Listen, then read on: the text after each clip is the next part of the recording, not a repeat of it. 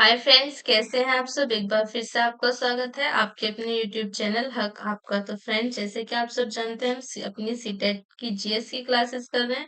अगर आप first time channel पर आए हैं तो चैनल सब्सक्राइब जरूर करना।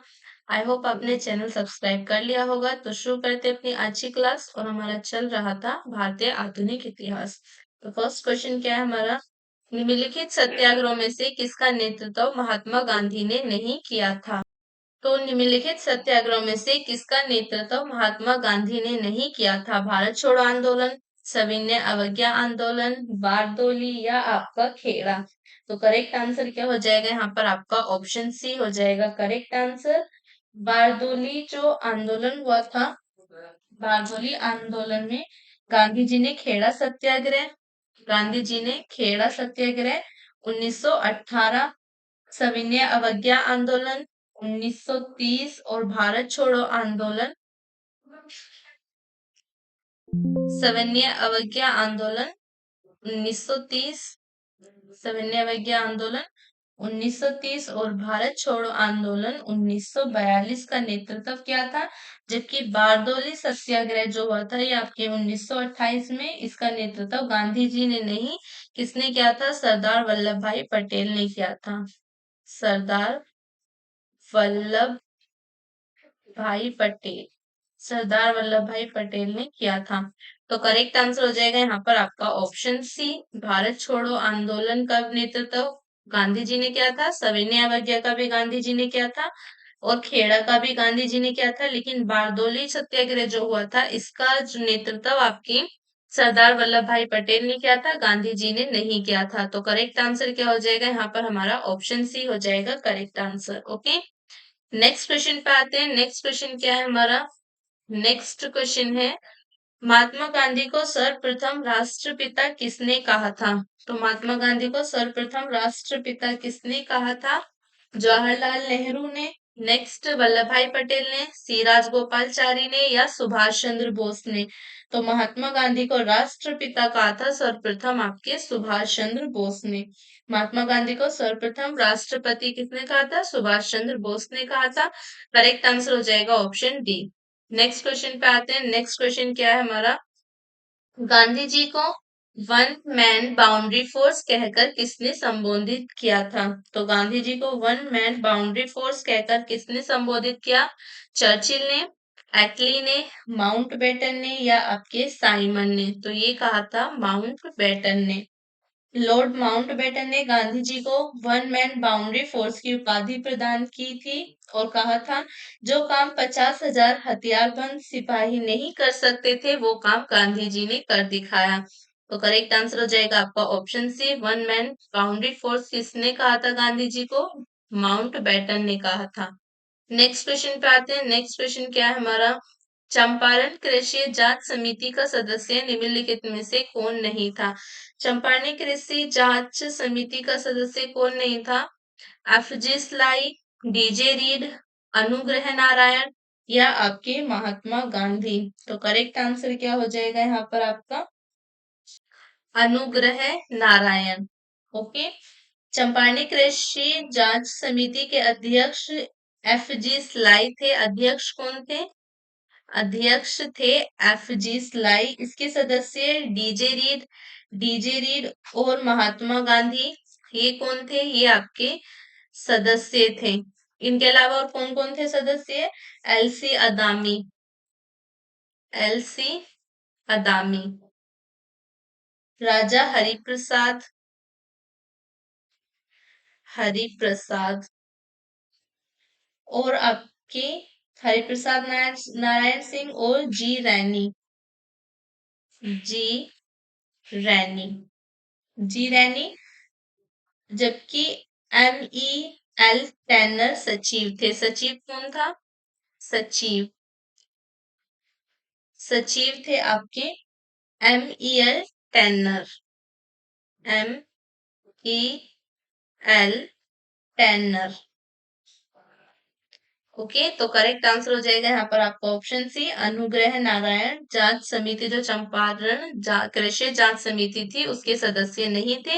एफजी स्लाई अध्यक्ष थे, सचिव थे एल टैनर और Mahatma Gandhi, DJ read, LC अदामी, राजा हरिप्रसाद सिंह और जी रैनी ये थे इसके सदस्य। नेक्स्ट क्वेश्चन पे आते हैं। नेक्स्ट क्वेश्चन क्या है हमारा? दक्षिण अफ्रीका से लौटने के पश्चात गांधी जी ने प्रथम सफल सत्याग्रह आरंभ किया। दक्षिण अफ्रीका से लौटने के बाद गांधी जी ने प्रथम सफल सत्याग्रह कहाँ पर आरंभ किया? चौरी चौरा में, दांडी में, चंपारण में या आपके बारदोली में? तो करेक्ट आंसर हो जाएगा आपका ऑप्शन सी, चंपारण में। दक्षिण अफ्रीका से लौटने की दक्षिण अफ्रीका से जनवरी 1915 में लौटने के बाद कब लौटे थे जनवरी आपके दक्षिण अफ्रीका से गांधी जी? जनवरी 1915 में। जनवरी 1915 में लौटे थे दक्षिण अफ्रीका से और उन्होंने वहां से आने के बाद अपना प्रथम सफल सत्याग्रह बिहार के चंपारण जिले में वर्ष 1917 में शुरू किया। 1917 में इसको शुरू किया था बिहार के जिले में। बिहार का जिला है चंपारण, वहां पर शुरू किया था। तो करेक्ट आंसर हो जाएगा आपका ऑप्शन सी, चंपारण में शुरू किया था प्रथम सफल सत्याग्रह। नेक्स्ट क्वेश्चन पे आते हैं। नेक्स्ट क्वेश्चन क्या है हमारा? महात्मा गांधी के चंपारण सत्याग्रह का किसने विरोध किया था? तो महात्मा गांधी जी ने चंपारण में जो सत्याग्रह चलाया था उसका विरोध किसने किया था? रविंद्रनाथ टैगोर ने, एनजी रंगा ने, राजकुमार शुक्ल ने या आपके राजेंद्र प्रसाद ने? तो करेक्ट आंसर क्या हो जाएगा यहाँ पर? आपका ऑप्शन बी हो जाएगा करेक्ट आंसर, एनजी रंगा। एनजी रंगा ने महात्मा गांधी के चंपारण सत्याग्रह का विरोध किया था, जबकि रविन्द्रनाथ टैगोर ने चंपारण सत्याग्रह के दौरान ही गांधी जी को महात्मा की उपाधि दी थी। एनजी रंगा ने विरोध किया था, एनजी रंगा ने इसका विरोध किया था और रविन्द्रनाथ टैगोर ने महात्मा की उपाधि दी थी। गांधी जी को महात्मा की उपाधि प्रदान की थी चंपारण सत्याग्रह के दौरान ही। महात्मा की उपाधि प्रदान की थी गांधी जी को चंपारण सत्याग्रह के दौरान। तो करेक्ट आंसर हो जाएगा आपका ऑप्शन बी, एनजी रंगा जो है ये इन्होंने चंपारण सत्याग्रह का विरोध किया था। नेक्स्ट क्वेश्चन पे आते हैं। नेक्स्ट क्वेश्चन क्या है हमारा? वह प्रदेश कौन था जहां बाबा रामचंद्र ने किसानों को संगठित किया था? कौन सा प्रदेश था जहां पर बाबा रामचंद्र ने किसानों को संगठित किया था? अवध, बिहार, बंगाल या आंध्र? तो करेक्ट आंसर हो जाएगा यहाँ पर आपका ऑप्शन ए, अवध। बाबा रामचंद्र महाराष्ट्र के ब्राह्मण परिवार से थे। वर्ष 1920 के मध्य में वे किसान नेता के रूप में उभरे तथा उन्होंने अवध के किसानों को संगठित करना शुरू किया। उनमें संगठन की अद्भुत क्षमता थी। 1920 में उनके प्रयासों से प्रताप अवध किसान सभा का गठन हुआ और इन्हीं के प्रयासों से 1920 में आपके प्रतापगढ़ में प्रतापगढ़ में आपके आपकी कौन सी सभा की स्थापना हुई? अवध किसान सभा। अवध किसान सभा की स्थापना हुई प्रतापगढ़ में 1920 में। तो करेक्ट आंसर हो जाएगा आपका ऑप्शन ए। नेक्स्ट क्वेश्चन पे आते हैं। नेक्स्ट क्वेश्चन क्या है हमारा? 1930 के दशक 1930 के दशक में देश के विभिन्न भागों में भिन्न भिन्न नेताओं द्वारा किसान आंदोलन चलाए गए, उनके प्रभाव क्षेत्रों से सुमेलित कीजिए। तो जो आपके सहजानंद सरस्वती थे ये आपके कहाँ से संबंधित थे? सहजानंद सरस्वती आपके बिहार प्रांतीय किसान सभा के संस्थापक थे। ठीक है। नेक्स्ट है खुदाई खिदमतगार। खुदाई खिदमतगार के संस्थापक कौन थे? पश्चिमोत्तर सीमा प्रांत यानी कि NWFP, इसके संस्थापक थे आपके। ओके। और आपका स्वामी रामानंद ये कहाँ से संबंधित थे? आपके हैदराबाद से। और अब्दुल हमीद खां ये कहाँ से संबंधित थे? आपके दक्षिणी असम से। तो करेक्ट आंसर हो जाएगा यहाँ पर आपका ऑप्शन बी। नेक्स्ट क्वेश्चन पे आते हैं। नेक्स्ट क्वेश्चन क्या है हमारा? भूदान आंदोलन का सर्वप्रथम प्रारंभ भी किस राज्य में हुआ था? तो भूदान आंदोलन का सर्वप्रथम प्रारंभ किस राज्य में हुआ? आंध्र प्रदेश में, कर्नाटक में, तमिलनाडु में या उत्तर प्रदेश में? करेक्ट आंसर हो जाएगा आपका ऑप्शन ए, आंध्र प्रदेश। आचार्य विनोबा भावे द्वारा भूदान आंदोलन का प्रारंभ 18 अप्रैल 1951 को तत्कालीन आंध्र प्रदेश के तेलंगाना क्षेत्र के पोचमपल्ली ग्राम से किया गया था। तो भूदान आंदोलन आपके प्रारंभ कब हुआ? 18 अप्रैल 18 अप्रैल 1951 में ये आपके शुरू हुआ भूदान आंदोलन। शुरू किसने किया? आपके विनोबा भावे ने शुरू किया था। विनोबा भावे, आचार्य विनोबा भावे द्वारा ये शुरू किया गया था। कहाँ पर शुरू किया गया था? कहाँ पर शुरू किया था? तो ये शुरू किया था ये आपके आंध्र प्रदेश के तेलंगाना क्षेत्र में पोचमपल्ली ग्राम से, जो वर्तमान में आपके तेलंगाना में स्थित है। तो करेक्ट आंसर हो जाएगा आपका option A, Andhra Pradesh. Next question पे आते हैं। नेक्स्ट क्वेश्चन क्या है हमारा? भारत ट्रेड यूनियन कांग्रेस के पहले अध्यक्ष कौन थे? तो भारत ट्रेड यूनियन कांग्रेस के पहले अध्यक्ष कौन थे? बीटी रणदेव, सत्यभक्त, लाला लाजपत राय या एम.एन. जोशी? तो करेक्ट आंसर हो जाएगा आपका ऑप्शन सी, लाला लाजपत राय। भारत में trade union Congress, Akhil Bharatiya trade union Congress की स्थापना एन.एम. जोशी द्वारा की गई थी। स्थापना जो की गई थी वो स्थापना की गई थी एन.एम. जोशी के द्वारा। कब की गई थी? आपके 31 अक्टूबर 1920 को बंबई में की गई थी। कहाँ पर हुई थी? बंबई में की गई थी। इसकी स्थापना का कारण वर्ष 1919 में अंतर्राष्ट्रीय श्रम संगठन की स्थापना था, इसलिए भारतीय श्रमिक संगठनों ने आपस में संगठित होने का फैसला लिया। इसके प्रथम अध्यक्ष लाला लाजपत राय थे तथा उपाध्यक्ष कौन थे? जोसेफ बैप्टिस्टा एवं महामंत्री दीवान चमनलाल बजाज थे। तो करेक्ट आंसर हो जाएगा आपका ऑप्शन सी। नेक्स्ट क्वेश्चन पे आते हैं। नेक्स्ट क्वेश्चन क्या है हमारा? 1929 में नागपुर में अखिल भारतीय ट्रेड यूनियन कांग्रेस के अध्यक्षता किसने की? जवाहरलाल नेहरू ने, आचार्य नरेंद्र देव ने, सुभाष चंद्र बोस ने या यूसुफ मेहरौली ने? तो करेक्ट आंसर हो जाएगा आपका ऑप्शन ए, जवाहरलाल नेहरू ने। वर्ष 1929 में नागपुर में संपन्न all India trade union Congress की अध्यक्षता जवाहरलाल नेहरू ने की थी। नागपुर अधिवेशन में ही साम्यवादी एवं सुधारवादियों में मतभेद के कारण all India trade union Congress का विभाजन भी हुआ। इस अधिवेशन में नेहरू रिपोर्ट की आलोचना की गई, तो इसलिए दक्षिण पंथ इससे अलग हो गया और उन्होंने एन.एम. जोशी और वी.वी. गिरी के नेतृत्व में इंडियन ट्रेड यूनियन फेडरेशन का गठन किया। तो करेक्ट आंसर हो जाएगा आपका ऑप्शन ए, 1929 में नागपुर में इसकी अध्यक्षता की थी जवाहरलाल नेहरू ने। नेक्स्ट क्वेश्चन पे आएंगे। नेक्स्ट क्वेश्चन क्या है हमारा? रोलेट एक्ट किस वायसराय के काल में पारित हुआ? तो किसके काल में पारित हुआ था? लॉर्ड हॉर्डिंग द्वितीय के काल में, लॉर्ड रीडिंग द्वितीय, लॉर्ड चैम्सफोर्ड या लॉर्ड मिंटो? तो करेक्ट आंसर हो जाएगा आपका option C, Lord Chelmsford. Lord Chelmsford वर्ष 1916 से 1921 के मध्य भारत के वायसराय रहा। इन्हीं के काल में 1919 में रोलेट एक्ट पारित हुआ। 1919 में आया था रोलेट एक्ट। तो करेक्ट आंसर हो जाएगा आपका ऑप्शन सी। नेक्स्ट क्वेश्चन पे आते हैं। नेक्स्ट क्वेश्चन क्या है हमारा? 1940 में रेडिकल डेमोक्रेटिक पार्टी का गठन किसने किया था? इंद्रसेन ने, एम.एन. रॉय ने, सोमिंदर नाथ टैगोर ने या आपके सचिंद्र नाथ सान्याल ने? तो करेक्ट आंसर क्या हो जाएगा यहाँ पर आपका? 1940 में रेडिकल रेडिकल डेमोक्रेटिक पार्टी का गठन किया था एम.एन. रॉय ने। किसने किया था? एम.एन. रॉय ने। वर्ष 1940 में रेमेडिकल डेमोक्रेटिक दल की स्थापना एम.एन. रॉय ने की थी। नेक्स्ट क्वेश्चन पे आते हैं। नेक्स्ट क्वेश्चन क्या है हमारा? वर्ष 1919 में किस भारतीय खिलाफत सम्मेलन का अध्यक्ष किसे चुना गया? किसे चुना गया? महात्मा गांधी को, मोहम्मद अली जिन्ना को या आपके मौलाना शौकत अली को या मोतीलाल नेहरू को? तो करेक्ट आंसर क्या हो जाएगा यहाँ पर आपका? ई चुना गया था महात्मा गांधी को। तो करेक्ट आंसर हो जाएगा option A.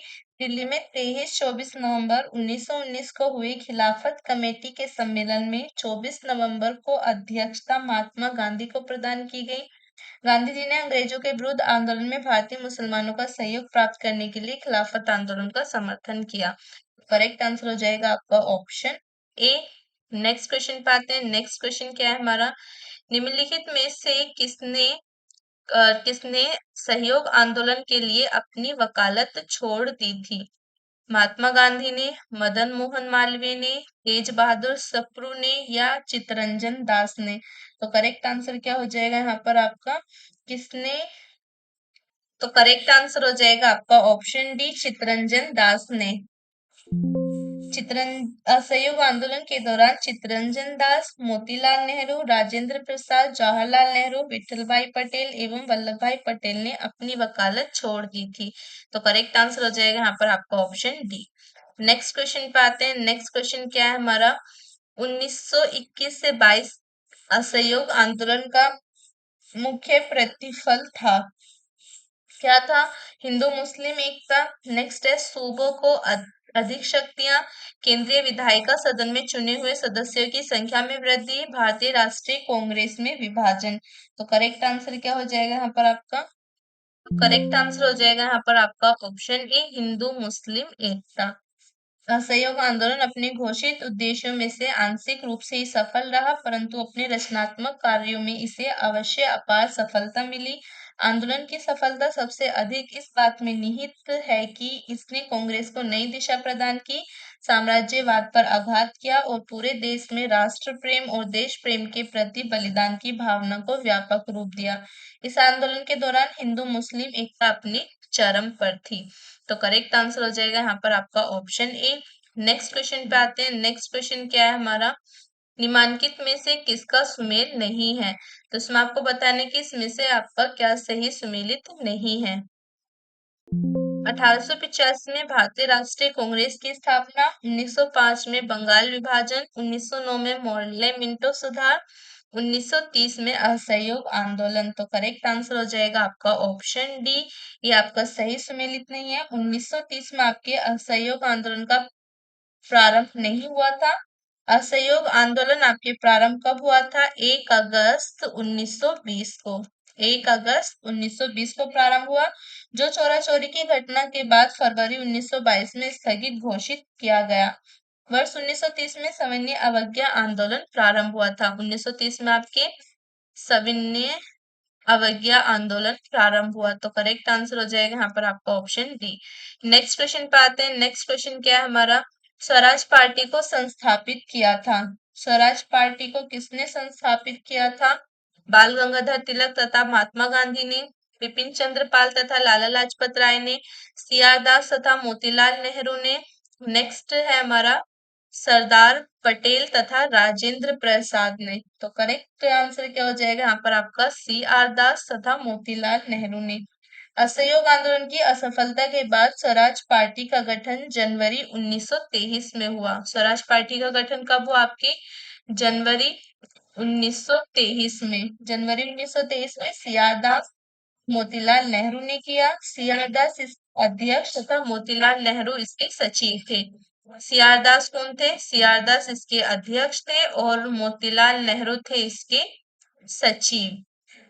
Okay, Motilal Nehru कौन थे? इसके महासचिव थे।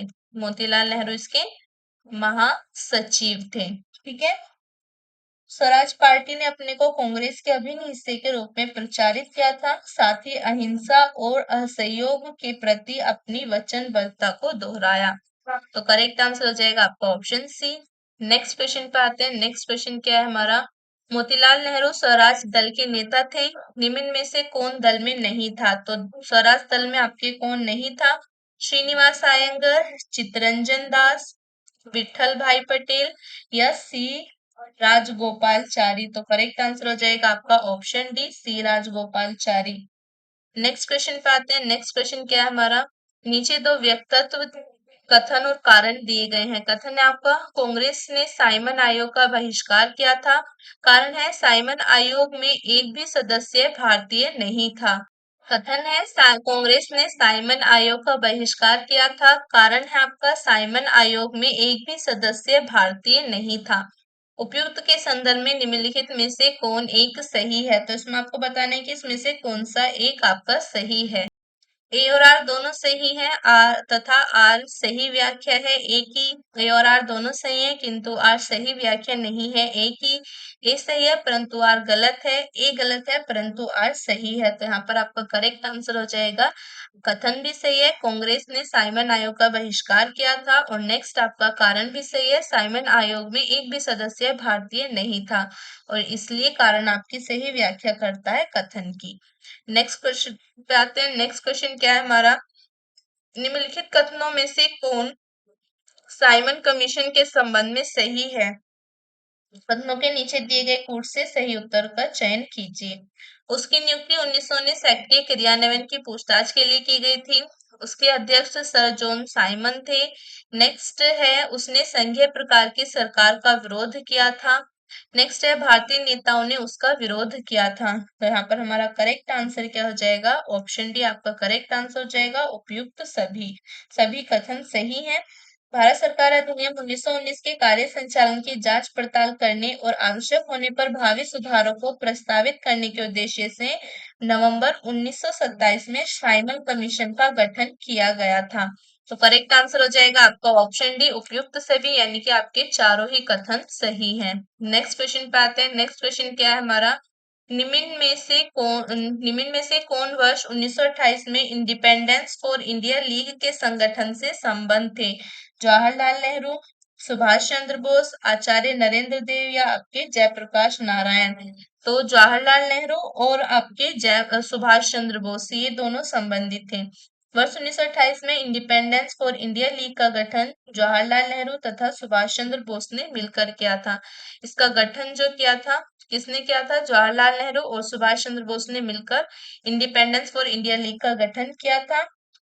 इस लीग का उद्देश्य डोमिनियन स्टेट्स से आगे पूर्ण स्वतंत्रता की मांग को मुखर करना था। इंडिपेंडेंस लीग ने ब्रिटिश राज के विरुद्ध प्रगतिशील शक्तियों को संगठित करने में महत्वपूर्ण कार्य किया। तो करेक्ट आंसर हो जाएगा आपका ऑप्शन सी। नेक्स्ट क्वेश्चन पाएंगे। नेक्स्ट क्वेश्चन क्या है हमारा? पूर्ण स्वराज का प्रस्ताव पूर्ण स्वराज का प्रस्ताव लाहौर कांग्रेस में पारित किया गया था। कौन से वर्ष में पारित किया गया था? 1919 में, 1929 में, 1939 में या 1942 में? करेक्ट आंसर हो जाएगा आपका ऑप्शन बी 1929 में। कांग्रेस के कलकत्ता अधिवेशन 1928 में ब्रिटिश सरकार को यह अल्टीमेट दिया गया कि वह एक वर्ष में नेहरू रिपोर्ट स्वीकार कर ले या कांग्रेस द्वारा प्रारंभ किए जाने वाले जन आंदोलन का सामना करें। तो करेक्ट आंसर हो जाएगा आपका ऑप्शन बी 1929 में पूर्ण स्वराज का लक्ष्य घोषित किया गया। किसके द्वारा? जवाहरलाल नेहरू ने इसको घोषित किया था। नेक्स्ट क्वेश्चन पाएंगे। नेक्स्ट क्वेश्चन क्या है हमारा? पूर्ण स्वराज संकल्प को भारतीय राष्ट्रीय कांग्रेस के लाहौर अधिवेशन में किसने प्रस्तुत किया था? विजय तिलक ने, जेएल नेहरू ने, एम के गांधी ने या सरदार पटेल ने? तो इसको क्या था? जवाहरलाल नेहरू ने। पूर्ण स्वराज के संकल्प को भारतीय राष्ट्रीय कांग्रेस के लाहौर अधिवेशन में जवाहरलाल नेहरू द्वारा तैयार और प्रस्तुत किया गया था। नेक्स्ट क्वेश्चन पे आते हैं। नेक्स्ट क्वेश्चन क्या है हमारा? दांडी यात्रा के साथ निम्नलिखित में से क्या प्रारंभ हुआ? दांडी यात्रा के साथ आपके कौन सा आंदोलन प्रारंभ हुआ? होम रूल आंदोलन, असहयोग आंदोलन, सविनय अवज्ञा आंदोलन या भारत छोड़ो आंदोलन? तो दांडी के साथ शुरू हुआ था आपके सविनय अवज्ञा आंदोलन। महात्मा गांधी ने 12 मार्च 1930 को अपना प्रसिद्ध दांडी मार्च शुरू किया था। दांडी यात्रा कब शुरू हुई थी आपके? 12 मार्च 1930 को शुरू हुई। उन्होंने साबरमती आश्रम से चुने हुए साथियों के साथ सत्याग्रह के लिए कूच किया। 24 दिनों की लंबी यात्रा के बाद उन्होंने 6 अप्रैल 1930 को दांडी में सांकेतिक रूप से नमक कानून को भंग किया और इस प्रकार नमक कानून को तोड़कर उन्होंने औपचारिक रूप से सविनय अवज्ञा आंदोलन का शुभारंभ किया। तो करेक्ट आंसर हो जाएगा आपका ऑप्शन सी। नेक्स्ट क्वेश्चन पे आते हैं। नेक्स्ट क्वेश्चन क्या है हमारा? कथन है महात्मा गांधी द्वारा नमक आंदोलन वर्ष 1930 में चलाया गया था। कारण है महात्मा गांधी का उद्देश्य था कि गरीबों को नमक मुफ्त में उपलब्ध हो। उपयुक्त व्यक्तित्वों के संदर्भ में निम्नलिखित में से कौन सा सही है? ए और आर दोनों सही है। आर ए की सही व्याख्या करता है। ए और आर दोनों सही है परंतु आर ए की सही व्याख्या नहीं करता है। ए सही है परंतु आर गलत है। ए गलत है परंतु आर सही है। यहाँ पर आपका करेक्ट आंसर हो जाएगा ऑप्शन सी। कथन आपका सही है लेकिन कारण गलत है। ओके। गांधी जी द्वारा आरंभ किए गए सविनय अवज्ञा आंदोलन में प्रतीक के रूप में 6 अप्रैल 1930 को दांडी में नमक कानून तोड़कर ब्रिटिश सरकार के प्रति अवज्ञा अपनाई। आंदोलन शुरू करने से पहले गांधी जी ने वायसराय इरविन के समक्ष 11 मांगे रखी थी। उसमें नमक कर एवं नमक पर सरकारी एक अधिकार की समाप्ति की मांग की गई, न कि गरीबों को नमक मुफ्त में उपलब्ध कराने की। तो ऑप्शन सी आपका करेक्ट आंसर हो जाएगा। नेक्स्ट क्वेश्चन पे आते हैं। नेक्स्ट क्वेश्चन क्या है हमारा? गांधी के दांडी मार्च के संदर्भ में निम्नलिखित में से कौन सा कथन असत्य है? तो आपको बताना है कि कौन सा कथन असत्य है। यह साबरमती आश्रम से दांडी ग्राम तक का मार्च था। नमक कर का विरोध करना इसका विशेष प्रायोजन था। समुद्र के किनारे पहुंचकर गांधी ने नमक बनाया था। यह पूरी तरह से पैदल मार्च था। तो करेक्ट आंसर क्या हो जाएगा यहाँ पर आपका? समुद्र के किनारे पहुंचकर गांधी जी ने नमक बनाया था। गांधी जी ने दांडी में समुद्र तट पर नमक कानून का उल्लंघन करके सविनय अवज्ञा आंदोलन का शुभारंभ करने का निश्चय किया। 12 मार्च 1930 को उन्होंने दांडी यात्रा शुरू की थी और 24 दिन में वो आपके खत्म हुई। तो आपका करेक्ट आंसर हो जाएगा यहाँ पर आपका ऑप्शन सी, आपका सही नहीं है। नेक्स्ट क्वेश्चन पे आएंगे। नेक्स्ट क्वेश्चन क्या है हमारा? गांधी एवं समझौता हुआ मुख्य रूप से गोलमेज सम्मेलन में कांग्रेस की भागीदारी सहज करने के लिए, सविनय अवज्ञा आंदोलन को समाप्त करने के लिए, गांधी जी द्वारा किया गया आमरण अनशन तोड़ने के लिए, नमक पर कर समाप्त करने के लिए। करेक्ट आंसर क्या हो जाएगा यहाँ पर आपका? गांधी इरविन समझौता आपके मुख्य रूप से हुआ था गोलमेज सम्मेलन में कांग्रेस की भागीदारी सहज करने के लिए। गांधी जी ने फरवरी 1930 में वायसराय लॉर्ड इरविन से भेंट की और उनकी बातचीत 15 दिनों तक चली, जिसके परिणाम स्वरूप 5 मार्च 1931 को एक समझौता हुआ जिसे गांधी इरविन समझौते के नाम से जाना जाता है। कब हुआ? ये आपके 5 मार्च 1931 को हुआ था। ओके, इस समझौते के तहत कांग्रेस को सविनय अवज्ञा आंदोलन स्थगित करना पड़ा। कांग्रेस द्वितीय गोलमेज सम्मेलन में भाग लेने के लिए तैयार हो गई। वस्तुतः प्रथम गोलमेज सम्मेलन में कांग्रेस शामिल नहीं हुई थी। यह समझौता मुख्य रूप से गोलमेज सम्मेलन में कांग्रेस की भागीदारी सहज करने के लिए हुआ था, क्योंकि प्रथम गोलमेज सम्मेलन में कांग्रेस शामिल नहीं हुई थी। तो ऑप्शन है आपका करेक्ट आंसर हो जाएगा। नेक्स्ट क्वेश्चन पे आते हैं। नेक्स्ट क्वेश्चन क्या है हमारा? अंग्रेजों के विरुद्ध खान अब्दुल गफ्फार खान द्वारा प्रारंभ किए गए आंदोलन का क्या नाम था? लाल कुर्ती, क्विट इंडिया, खिलाफत या इनमें से कोई नहीं? तो अब खान अब्दुल गफ्फार खान द्वारा प्रारंभ किए गए आंदोलन का नाम था लाल कुर्ती या आपका रेड शर्ट। उत्तर पश्चिमी सीमांत प्रांत में खान अब्दुल गफ्फार खान के नेतृत्व में खुदाई खिदमतगार नामक स्वयं सेवक संगठन स्थापित किया गया था। इन्हें लाल कुर्ती रेड शर्ट के नाम से भी जाना जाता है। लाल कुर्ती संगठन ने पठानों की राष्ट्रीय एकता का नारा बुलंद किया और अंग्रेजों से स्वतंत्रता के लिए ब्रिटिश उपनिवेशवाद के विरुद्ध आंदोलन संगठित किया। तो करेक्ट आंसर हो जाएगा आपका ऑप्शन ए, लाल कुर्ती आपका रेड शर्ट आंदोलन इन्होंने प्रारंभ किया था। नेक्स्ट क्वेश्चन पे आते हैं। नेक्स्ट क्वेश्चन क्या है हमारा? निम्नलिखित में से किसने गांधी इरविन समझौते में कहा था गांधी समझौते में महात्मा गांधी के लाभ को संतावना पुरस्कार कहा था? एससी बोस ने, एलन कैम्पबेल जॉनसन ने, बीजी हॉर्निमन ने या सरोजनी नायडू ने? तो करेक्ट आंसर हो जाएगा आपका option B, Alan Campbell Johnson ने। इरविन के जीवनीकार एलन कैम्पबेल जॉनसन ने गांधी इरविन समझौते में महात्मा गांधी के लाभों को संतावना पुरस्कार यानी कि कॉन्सोलेशन प्राइजेस और इरविन के एकमात्र आत्मसमर्पण के रूप में बातचीत के लिए सहमत होने को कहा था। तो करेक्ट आंसर हो जाएगा आपका ऑप्शन बी। ओके, तो यहाँ पर हमारी आज की क्लास खत्म होती है। आई होप आपको क्लास अच्छी लगी होगी, तो लाइक करना, शेयर करना और कमेंट कर जरूर बताना कैसी थी आज की क्लास। मिलेंगे नेक्स्ट क्लास में, तब तक के लिए बाय बाय।